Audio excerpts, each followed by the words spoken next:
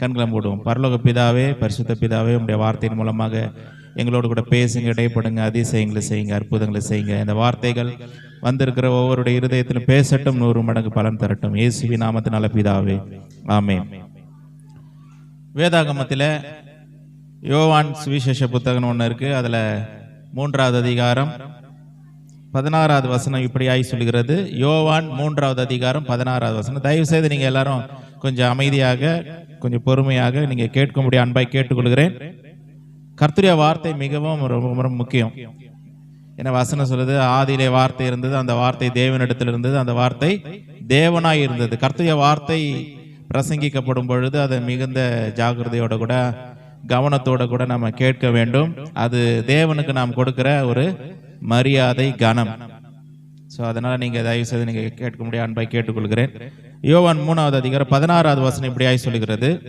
தேவன் தம்முடைய ஒரே பேரான குமாரனை விசுவாசிக்கிறவன் எவனோ அவன் கெட்டு போகாமல் நித்திய ஜீவனை அடையும்படிக்கு அவரை தந்தருளி இவ்வளவாய் உலகத்தில் அன்பு கூர்ந்தார். இந்த கிறிஸ்துமஸ் இந்த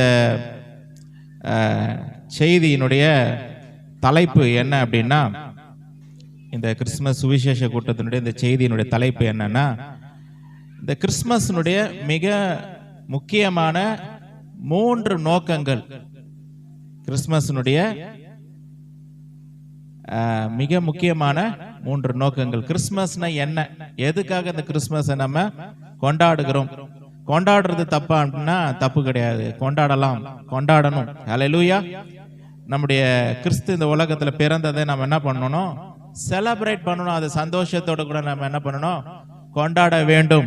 அதுல கர்த்தருக்கு ரொம்ப சந்தோஷம் தான், அதுல கர்த்தர் ரொம்ப பிரியமாக இருக்கிறார். முதல் காரணம் என்ன அப்படின்னா, இயேசு கிறிஸ்து இந்த பூமிக்கு எதுக்காக வந்தார்? இந்த கிறிஸ்துமஸினுடைய நோக்கம் என்ன அப்படின்னா, நம்ம எல்லாம் ஒரு காலகட்டத்தில் தேவனுக்கு விரோதமாக பாவம் செய்து, ஒருவேளை நம்மளே பாவம் செஞ்சிருக்கலாம், ஒருவேளை நம்ம பாவம் செய்யல அப்படின்னு நினைச்சிருந்தா கூட, நம்ம எல்லாம் பாவத்தில் பிறந்தவர்கள்.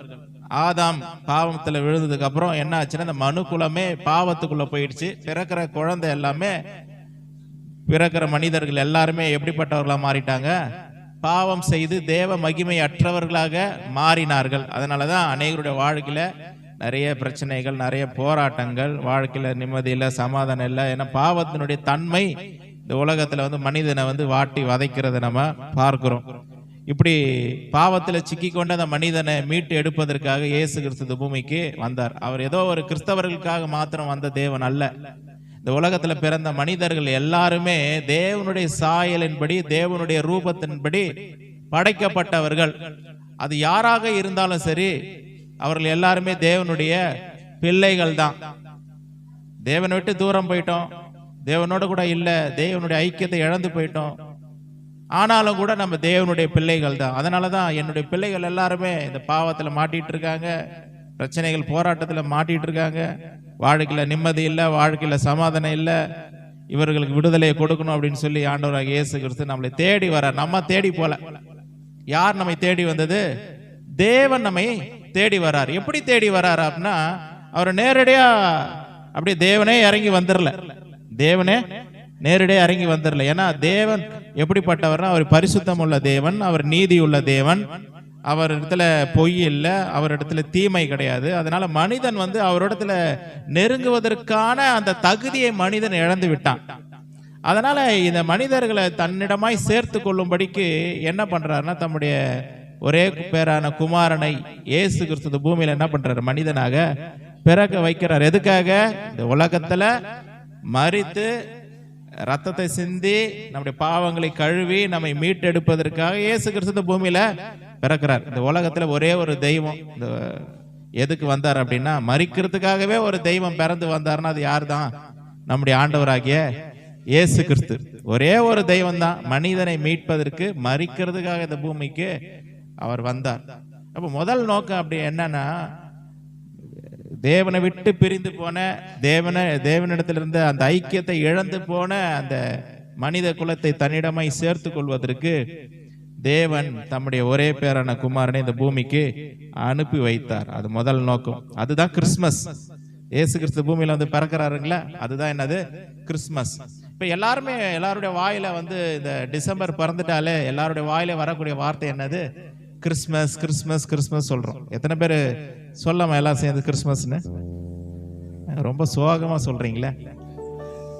நம்ம சந்தோஷமா இருக்கிறோம் இல்லையா? வெளியில இருக்கிறவங்க எல்லாருமே சந்தோஷமா இருக்கிறாங்க. ஒரு வீட்டுக்கு போனேன், பாத்தீங்கன்னா ஆண்டவர் அறியாத ஜனம் வீடு ஃபுல்லா டெக்கரேட் பண்ணி வச்சு, நம்ம யோசிச்சு பார்க்குறோம், நம்ம கூட அது மாதிரிலாம் பண்ணதில்லை. அவங்க கொண்டாடுறாங்க, ரொம்ப சந்தோஷமா இருக்கிறாங்க. கிறிஸ்மஸுங்க, கிறிஸ்மஸ்னா சந்தோஷமா இருக்கணும்னு சொல்லி எல்லாரும் என்ன பண்றாங்க, கொண்டாடுறாங்க. ஆனா கிறிஸ்துவை அறிந்தவர்கள், சபைக்கு போறவங்க என்ன பண்ண, கிறிஸ்மஸ்ல ஒரு சந்தோஷமே இல்லை. சொல்லுங்க எல்லாரும் கிறிஸ்மஸ் சொல்லுங்களேன். எப்ப மனசெல்லாம் எப்ப முடிப்பார், முடிங்கயா இப்பயா முடிப்பீங்கன்ற மாதிரி இருக்குது. இவ்வளவு கஷ்டப்பட்டு சிரமப்பட்ட ஒரு மீட்டிங் வைக்கிறோம்ல, கொஞ்சமாவது கர்த்தருடைய வார்த்தை நம்ம என்ன பண்ணணும், கேட்கணும். அதுக்காக சுத்தமா கேட்காம வீட்டுக்கு போயிடக்கூடாது இல்ல. முடிச்சிருவேன், நீங்க நினைக்கிற மாதிரி ரொம்ப நேரம்லாம் பேச போறது இல்லை, இது அதுக்கான நேரம் இல்லை, எல்லாரும் வீட்டுக்கு போகணும். சரி, ஓகே.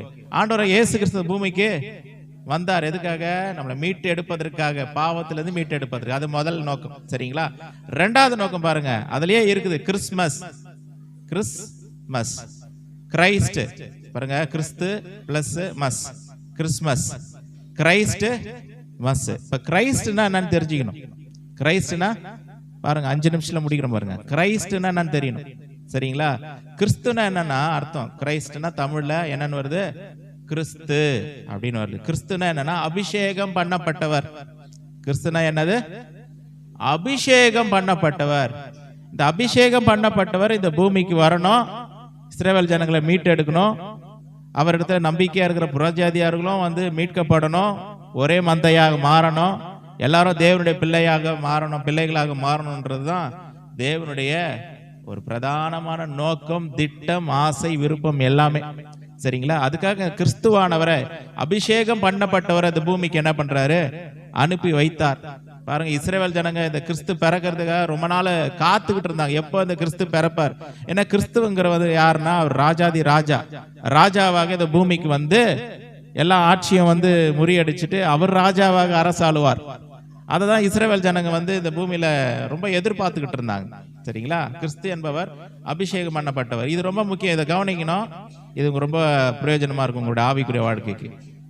இப்ப அந்த காலத்துல இஸ்ரவேல் ஜனங்கள் வாழ்ந்த காலத்துல பாத்தீங்கன்னா 3 விதமான முக்கியமான நபர்கள் இருந்தாங்க. யாருன்னா, ஆசாரியர்கள், தீர்க்கதரிசிகள், ராஜாக்கள். யாராரு?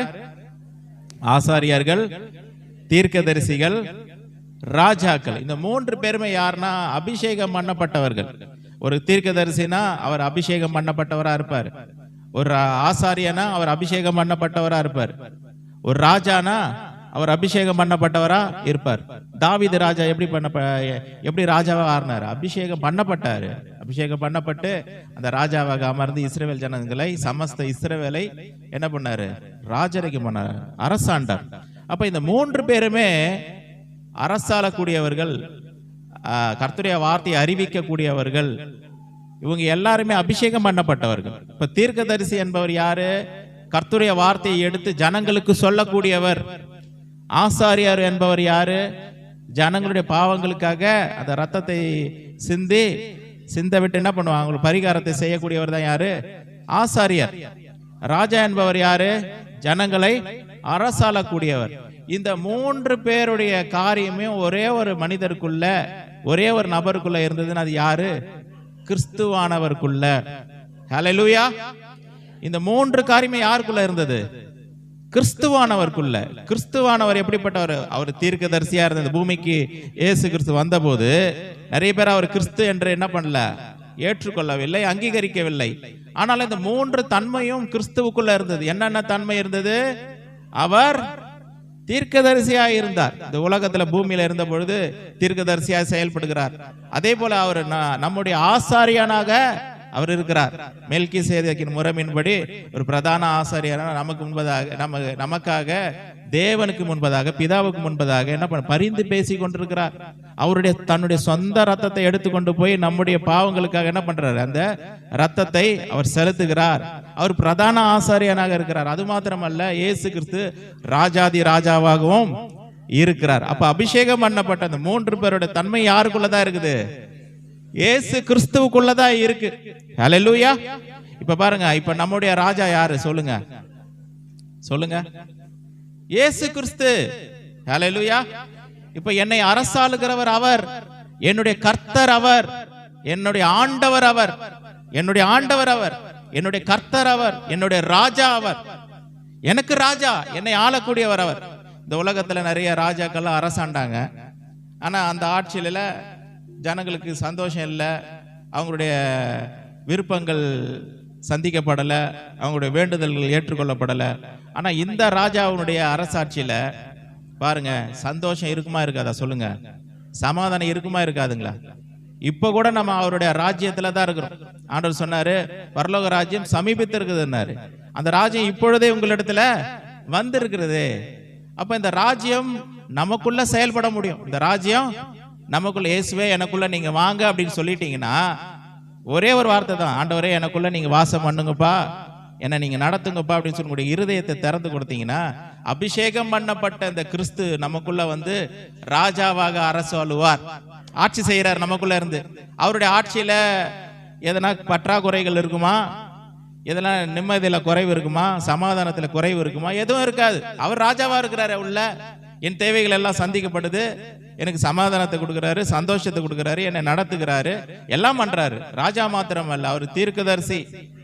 அவர் கர்த்தருடைய வார்த்தை என்ன பண்ற எனக்குள்ள வைத்து அவர் என்னோட கூட பேசுகிறார், என்ன இந்த வார்த்தையின் மூலமாக என்னை பலப்படுத்துகிறார், எல்லா காரியங்களும் செய்யறார். அது மாத்திரமல்ல, அவருடைய ரத்தம் என்னுடைய பாவங்களை கழுவி சுத்திகரிச்சு என்னை நீதிமானாக மாற்றுகிறது. அப்படிப்பட்ட இந்த கிறிஸ்து எனக்குள்ள வாழும்பொழுது, உங்களுக்குள்ள வாழும்போது நம்முடைய வாழ்க்கை எப்படிப்பட்ட வாழ்க்கையாக இருக்கும் யோசிச்சு பாருங்க. ஹல்லேலூயா. அவர் தான் கிறிஸ்து. இந்த கிறிஸ்து நமக்குள்ள வர்றதுதான் அது கிறிஸ்மஸ். அதாவது இயேசு கிறிஸ்து இந்த பூமியில 2000 வருஷத்துக்கு முன்னாடி பிறந்தாரு. அவர் ஏற்கனவே பிறந்துட்டார், சரிங்களா? இந்த உலகத்துல பிறந்த அவர் இப்போ நம்ம இருதயத்துல பிறக்கணும். ஹல்லேலூயா. நம்முடைய இருதயத்துல பிறக்கணும். எப்படி பிறப்பாரு? ஆண்டவரே என்னுடைய இருதயத்துல நீங்க வாசம் பண்ணுங்கப்பா, உம்மைய ராஜாவாக என்னை ஏற்றுக்கொள்கிறேன், உம்மைய என்னுடைய தீர்க்கதரிசியாக ஏற்றுக்கொள்கிறேன், என்னை உம்மை என்னுடைய வாழ்வில பிரதான ஆசாரியனாக ஏற்றுக்கொள்கிறேன்னு சொல்லி பாருங்க. அவர் உங்களுக்குள்ள வந்து வாசம் பண்ணவர். கிறிஸ்துவானவராய் மகிமையின் நம்பிக்கையாக உங்களுக்குள்ள வாசம் பண்ணி உங்களுடைய தேவைகளை எல்லாம், உங்களுடைய குறைவுகளை எல்லாம் எல்லாவற்றையும் நிறைவாக்கி எல்லா விதத்துல நம்ம என்ன பண்றாரு? அவர் நடத்துவார். எத்தனை பேருக்கு சொல்றீங்க, இந்த இயேசு எனக்குள்ள வாசம் பண்ணணும் ஐயா, அவர் ராஜாவாக எனக்குள்ள இருக்கணும், கிறிஸ்துவானவராக எனக்குள்ள இருக்கணும், அவருடைய வார்த்தையாக தீர்க்கதரிசியா எனக்குள்ள இருக்கணும், பிரதான ஆசாரியனாக எனக்குள்ள இருக்கணும் அப்படின்னு நீங்க ஏற்றுக்கொள்றீங்க பாருங்க, கிறிஸ்து உங்களுக்குள்ள பிறந்துடுறாரு. அதுதான் ஒவ்வொரு மனிதனுக்கான கிறிஸ்துமஸ். ஹல்லேலூயா. ஒருவேளை 2000 வருஷத்துக்கு முன்னாடி அவர் பிறந்தது உண்மைதான். ஆனாலும் நமக்கு எப்போ கிறிஸ்துமஸ் தெரியுங்களா? என்னைக்கு இயேசு நமக்குள்ள வராரு அன்னைக்கு தான் நமக்கு கிறிஸ்துமஸ். அன்னைக்கு தான் நம்முடைய வாழ்க்கை விடியுது. ஹல்லேலூயா. யாரெல்லாம் இயேசுவை ஏற்றுக்கொள்றாங்களோ அவங்களுடைய வாழ்க்கையில அவங்களுக்கு கிறிஸ்துமஸ் தான். கிறிஸ்துமஸ்ன்றது ஒரு நாள் இல்ல, என்னைக்கு நம்ம இயேசுவை ஏற்றுக்கொண்டுட்டோமோ அன்னையில இருந்து நமக்கு கிறிஸ்துமஸ் தான். ஹல்லேலூயா. இப்ப சொல்லி முடிக்கிறோம் பாருங்க. கிறிஸ்துமஸ்னா கிறிஸ்மஸ், கிரைஸ்ட் பிளஸ் மஸ் அப்படின்னு வருது. அது ஒரு லாட்டின் வேர்ட். என்னது? ஒரு லாட்டின் வேர்ட். கிரைஸ்ட்னா நான் சொல்லிட்டேன், அபிஷேகம் பண்ணப்பட்டவர். 3 விதத்துல அவர் அபிஷேகம் பண்ணப்பட்டவராக இருக்கிறார். பிளஸ் மஸ், MAS அப்படி வருதுல, அதோட லாட்டின் வேர்டு என்னன்னா, அதோட மீனிங் என்ன சொல்லுதுன்னா மாஸ் அப்படின்னது. என்னது? மாஸ், MASS, மாஸ் அப்படின்னா, இந்த கத்தோலிக்க சபைகள்ல நீங்க பாத்தீங்கன்னா அவங்க வந்து மாஸ் ஒன்று கண்டக்ட் பண்ணுவாங்க. என்ன பண்ணுவாங்க? மாஸ் கண்டக்ட் பண்ணிட்டு கடைசியா என்ன பண்ணுவாங்க? டிஸ்மிஸல் பண்ணுவாங்க. என்ன பண்ணுவாங்க? அனுப்பி வைப்பாங்க. மாஸ் முடிஞ்சிருச்சு, என்ன பண்ணுங்க, போங்கன்னு சொல்லி, வீட்டுக்கு போங்கன்னு சொல்லி அனுப்பி வைப்பாங்க. அதனுடைய உள்ளான நோக்கம் என்னன்னா, கிறிஸ்துமஸ் போது கிறிஸ்துவை நம்ம ஆராதிச்சிருக்கிறோம், கிறிஸ்துவை நம்ம தொழுது கொண்டோம், கிறிஸ்துவை நம்ம உள்ளத்துல ஏற்றுக்கொண்டோம். இப்ப அவர் எனக்குள்ள ராஜாவா இருக்கிறாரு, என்னை அரசாளக்கூடியவராக இருக்கிறாரு, அவருடைய ராஜ்யத்துல எனக்கு நிம்மதி இருக்கு, சந்தோஷம் இருக்கு, சமாதானம் இருக்கு, என் தேவைகள் எல்லாம் சந்திக்கப்படுது, எல்லாம் உண்டாயிருக்கிறது. வார்த்தையாக எனக்குள்ள இருக்கிறாரு, எனக்காக பரிந்து பேசி கொண்டிருக்கிறவராக எனக்குள்ள இருக்கிறாரு. இப்படிப்பட்ட கிறிஸ்துவை நான் ஏற்றுக்கொண்டுட்டேன். இப்ப மஸ் அப்படின்னா டிஸ்மிசல். இயேசுவை தொழுதுட்டு நான் என்ன பண்றேன்? வெளியே போறேன். எதுக்காக வெளியே போறேன் அப்படின்னா, இந்த கிறிஸ்துவை மற்றவர்களுக்கு அறிவிக்க போறேன். ஹல்லேலூயா. நான் ஏற்றுக்கொண்ட இந்த கிறிஸ்துவை, நான் கிறிஸ்துவை ஏற்றுக்கொண்டது மூலமாக என்னுடைய வாழ்க்கையில சந்தோஷம் உண்டாயிருந்தது, சமாதானம் உண்டாயிடுச்சு, நன்மைகள் உண்டாயிருந்தது, என் வாழ்க்கையில புதிய நம்பிக்கை உண்டாயிருக்கிறது, புதிய எதிர்காலம் எனக்காக காத்து கொண்டிருக்கிறது. இதெல்லாம் எனக்கு உண்டாயிருக்கிறது. நான் பெற்றுக்கொண்ட இந்த சந்தோஷத்தை, இந்த சமாதானத்தை மற்ற ஜனங்களுக்கும் நான் என்ன பண்ண போறேன்? அறிவிக்கும்படியாக நான் புறப்பட்டு போக போறேன். இயேசு கிறிஸ்து இந்த பூமியை விட்டு போகும்போது கூட அதான் சொல்லிட்டு போனார், நான் உங்களை திக்கற்றவர்களாக விடன். அதெல்லாம் சொல்லிட்டு சொல்றாரு, இதோ உலகத்தின் முடிவு பரியந்தமும் சகல நாட்களிலும் நான் உங்களுடனும் கூட இருக்கிறேன். அதெல்லாம் நீங்க என்ன பண்ணுங்க, புறப்பட்டு போங்கள், சகல ஜாதிகளுக்கும் சுவிசேஷத்தை பிரசங்கித்து சீஷராக்கி ஞானஸ்தானம் கொடுங்கள் சொல்லி ஒரு பிரதானமான ஒரு கட்டளைய தம்முடைய சீஷர்களுக்கு என்ன பண்ணார், அவரு கொடுத்தார். மிக முக்கியமான காரியம், நான் பெற்றுக்கொண்ட அந்த சந்தோஷம். இப்ப இன்னைக்கு கூட பாருங்க, நான் பெற்றுக்கொண்ட அந்த சந்தோஷத்தை, அந்த சமாதானத்தை உங்களுக்கு அறிவித்துக் கொண்டிருக்கிறேன். ஹல்லேலூயா. இப்ப நீங்களும் அந்த சந்தோஷத்தை பெற்றுக்கொண்டீங்கன்னா, அந்த சமாதானத்தை பெற்றுக்கொண்டே நம்மளால சும்மா இருக்க முடியாது. நம்மளால சும்மா இருக்க, மற்றவர்கள் சொல்லுவோம், இந்த இயேசு எனக்கு நன்மை செஞ்சாரு, எனக்கு என் தேவைகளை எல்லாம் சந்திச்சாரு, என் குறைவுகளை நிறைவாக்குனாரு, சுகம் இல்லாத இருந்தேன், எனக்கு சுகம் கிடைச்சது, நிம்மதி எல்லாம் இருந்தேன், நிம்மதி கிடைச்சது, என் குடும்பத்துல ஒரே போராட்டம், இன்னைக்கு எல்லாவற்றையும் கர்த்தர் தீர்த்து வைத்திருக்கிறாரு. இதை போய் 4 பேர்கிட்ட என்ன பண்ணுவோம், நம்ம சொல்லுவோம். ஹல்லேலூயா. கிறிஸ்மஸ்னா நான் இயேசுவை ஏற்றுக்கொண்டிருக்கிறேன், ஏற்றுக்கொண்டு அவரிடத்துல நான் பெற்றுக்கொண்ட நன்மையை மற்ற ஜனங்களுக்கு நான் என்ன பண்றேன், அறிவிக்கிறேன். அதுதான் கிறிஸ்மஸ். ஹல்லேலூயா. ஒரு எல்லாரும் ஜெபம், எல்லாரும் எழுந்து நிற்கலாம். ஸ்தோத்திரம், நன்றி தகப்பனே, உமக்கு நன்றி. ஸ்தோத்திரம், ஸ்தோத்திரம், ஸ்தோத்திரம். ஹல்லேலூயா. எல்லாரும் எழுந்து நின்று கண்களை மூடுவோம். கர்த்தருடைய சமூகத்துல கிறிஸ்துவானவரை, ஆண்டவரே நான் உம்மை என்னுடைய இருதயத்தில் ஏற்றுக்கொள்ளுகிறேன். இந்த நாளிலே எனக்கு ஒரு கிறிஸ்மஸ் பா, இந்த நாள்ல எனக்கு கிறிஸ்மஸ். எல்லாரும் உலகத்துல சொல்லுவாங்க கிறிஸ்மஸ் டிசம்பர் 25 அப்படின்னு. அது யாருக்குமே எக்ஸாக்டா தெரியாது, அவர் 25 தான் பிறந்தாருன்னு தெரியாது. ஆனா ஒண்ணு மட்டும் நிச்சயம். என்ன நிச்சயம் அப்படின்னா, என்றைக்கு நாம் இந்த கிறிஸ்துவானவரை, இந்த அபிஷேகம் பண்ணப்பட்டவரை நம்முடைய உள்ளத்துல ஏற்றுக்கொள்கிறோமோ, அன்றைக்கே அவர் நம்முடைய ராஜாவாக மாறுகிறார், நம்மை அரசாளுகிறவராக மாறுகிறார், நமக்கு சகல விதமான நன்மைகளையும் கொடுக்கிறவராக, நமக்காக நம்முடைய இருதயத்தில் வாசம் பண்ணுகிறார். அது மாத்திரமல்ல, அவர் வார்த்தையாக நம்முடைய இருதயத்தில் வாசம் பண்ணி நம்மை அவர் தேற்றி நம்மை நடத்தக்கூடியவராக, வார்த்தையாக நமக்குள்ள அவர் நிலைத்திருக்கிறார். அது மாத்திரமல்ல, நமக்காக பரிந்து பேசுகிறவராக, நமக்காக பிதாவின் சமூகத்தில் என்றென்றுமாய் நமக்காக பரிந்து பேசிக் கொண்டிருக்கிறார். அப்படிப்பட்ட கிறிஸ்துவானவரே நம்முடைய உள்ளத்தில் ஏற்றுக்கொள்ளும் பொழுது இதுவரைக்கும் இல்லாத ஒரு பெரிய சந்தோஷமும் சமாதானமும் நம்முடைய இருதயத்தை நிச்சயமாக நிரப்பும். எல்லாரும் கண்களை மூடி ஒரு நிமிஷம், ஒரே ஒரு நிமிஷம். ஆண்டவரே ஸ்தோத்திரம். ஆண்டவரே ஜெபிக்கலாம், ஜெபிச்சு முடிக்க போறேன். எல்லாரும் கண்களை மூடி ஹல்லேலூயா. ஸ்தோத்திரம் ஆண்டவரே. ஹல்லேலூயா. ஆண்டவரே என்னுடைய இருதயத்துல நீங்க வாசம் பண்ணுங்க, என் இருதயத்துல நீங்க வாங்க. ஆண்டவரே உம்மை நான் ரட்சகராக ஏற்றுக்கொள்ளுகிறேன், ராஜாதி ராஜாவாக ஏற்றுக்கொள்ளுகிறேன். எல்லாம் சொல்லுங்க, ஆண்டவரே உம்மை என்னுடைய வாழ்வில ராஜாதி ராஜாவாக என்னுடைய இருதயத்தில் ஏற்றுக்கொள்ளுகிறேன், கர்த்தாதி கர்த்தாவாக ஏற்றுக்கொள்ளுகிறேன். ஓ ஆண்டவரே ஸ்தோத்திரம். ஆண்டவர் உம்முடைய வார்த்தையை என்னுடைய உள்ளத்துல நான் ஏற்றுக்கொள்ளுகிறேன். ஆண்டவர் எனக்காக அப்பா ஸ்தோத்திரம். ஆண்டவரே அப்பா நீர் மரித்தீரே சிலுவையில, எனக்காக ரத்தத்தை சிந்தினீரே அப்பா, உம்முடைய ரத்தத்தை நான் விசுவாசிக்கிறேன். உம்முடைய பரிசுத்த ரத்தத்தினால என்னை கழுவி என்னை சுத்திகரிங்க. இந்த ஆண்டவருடைய சமூகத்துல உங்களுடைய இருதயத்தை திறந்து கொடுத்து என்னுடைய உள்ளத்துல நீங்க வாசம் பண்ணுங்க ஆண்டவரே, உள்ளத்துல வாசம் பண்ணுங்க ஆண்டவரே.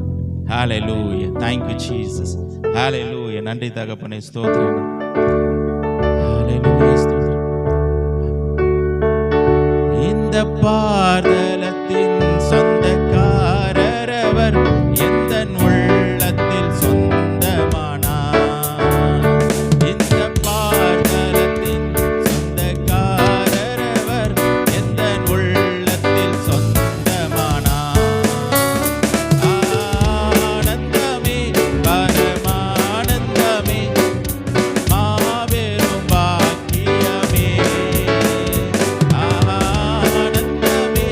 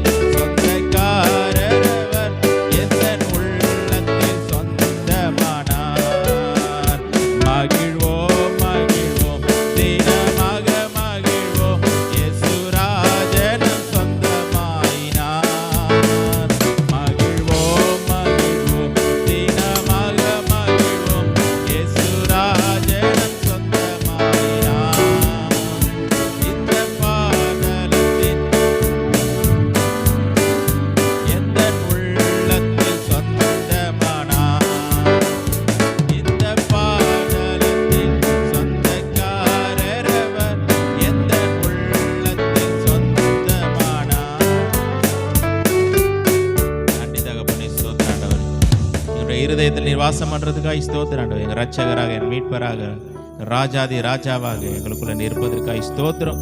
உம்மை நாங்கள் கொண்டாடுகிறோம் ஆண்டவரே. உம்முடைய நாமத்தை நாங்கள் போற்றுகிறோம், துதிக்கிறோம். உமக்கே நன்றியை செலுத்துகிறோம் ஆண்டவரே. எங்கள் மத்தியில் உயர்ந்திருப்பீராக. உம்முடைய நாமத்திற்கு சகல துதி கன மகிமையாவட்டை செலுத்துகிறோம். கர்த்தராகிய இயேசு கிறிஸ்து மூலம் கேட்கிறோம் ஜீவனுள்ள நல்ல பிதாவே. ஆமென், ஆமென், ஆமென். ஹல்லேலூயா.